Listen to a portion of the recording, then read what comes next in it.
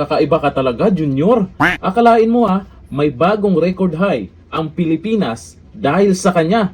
At hindi lang din yan may bagong inilabas na naman ng survey kung saan negative 27 na sila.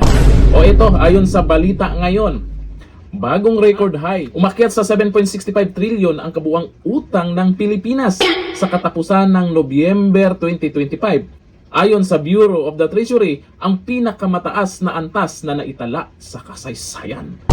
Naku, mas mataas ito ng 85.84 billion pesos kumpara noong October. Ibig sabihin, mas marami ang bagong inutang ng pamahalaan kaysa nabayaran sa panahong iyon. Tandaan nyo mas maraming bagong inutang. Bahagyang napagaan ang pagtaas ng utang dahil sa paglakas ng piso na nagpababa sa halaga ng mga utang na nakadenominate sa dayuhang pera. Ang mangyayari dyan, lahat po tayo magbabayad niyan. Pero yung mga buhaya, happy-happy lang sila, may paparty-party pa, sarap buhay pa. Tapos ngayon, nagkabulgara na, naglalaglaga na, sibat na, ando na. Sa ibang bansa, ando na. At malamang, may mga susunod pa. Kaya hindi po dapat magtaka si Auntie Claire kung bakit maraming nagagalit ngayon. Dahil naman sa laki ng inutang, pero wala tayong makikitang malalaking proyekto. Ang nababalitaan natin, malalaking buhaya. Mali-maletang pera. At eto pa, ang matindi.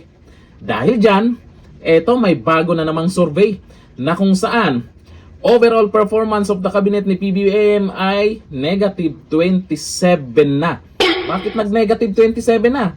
Dahil naman yung approve dyan ay 24% lang at ang disapprove ay umabot ng 51%. Naku, mahigit kalahati na.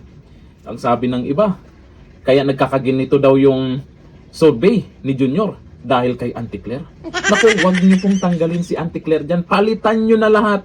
Wag lang si Auntie Claire. Dahil kahit maraming problema ang Pilipinas, si Auntie Claire lang ang nagpapasaya. Wala pang sinasabi si Auntie Claire pag nakita dyan sa social media, nakakatawa na. Kaya para sa akin, pwedeng palitan lahat para makikitang magbago pa ang tiwala ng taong bayan. Wag lang si Auntie Claire. Pero kung wala pa rin talaga, bumaba na. Palitan na. Ipalit na si BP Sara. Hindi naman mapipilit yung tao, yung mga ordinaryong Pilipino kung magtiwala sa inyo. Kitang-kita naman yung mga galawan nyo, nangangako pa na bago magpasko, may ganito, ganun. Ngayon, ang daming palusot na. Tapos sa susunod na mga buwan, mabalitaan natin, BP Sara na naman ang target nila. Impeach BP Sara, impeach BP Sara. Ano na yung balita sa maanumalyang flood control project? Sa bilyon-bilyon na kinain ng mga buhaya. Mga buhayang to, nakafocus to paano nila harangin si BP Sara na magiging presidente. Kasi kung mangyari yan, ubos ang mga yan. Magsiksikan talaga sa kulungan. Kalahin mo, makikita nyo na sa survey, hindi lang po ito isang survey. Marami ng surveying lumabas kung saan ang resulta negative na talaga. So ayon po dito sa mga nag-comment. Sabi ni GM Collado, ito yung punto na kahit ordinaryo kang tao, maramdaman mo na ang namumuno ay walang malinaw na plano para sa bansa at kung ano ang patutunguhan. O ito, sabi ni Vine Bean, at least negative. Gusto nyo ba positive? Anong kasing positive ba ang gusto nyo? Ayon dito kay Ching Siatong, OMG Bong, wala ka kuyapi.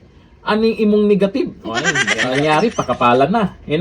Hindi na sila nakikinig siguro kung ano yung nararamdaman ng taong bayan. Sila yung nagiging masaya dyan sa mga inaprubahan nilang budget para daw sa taong bayan. Di nga.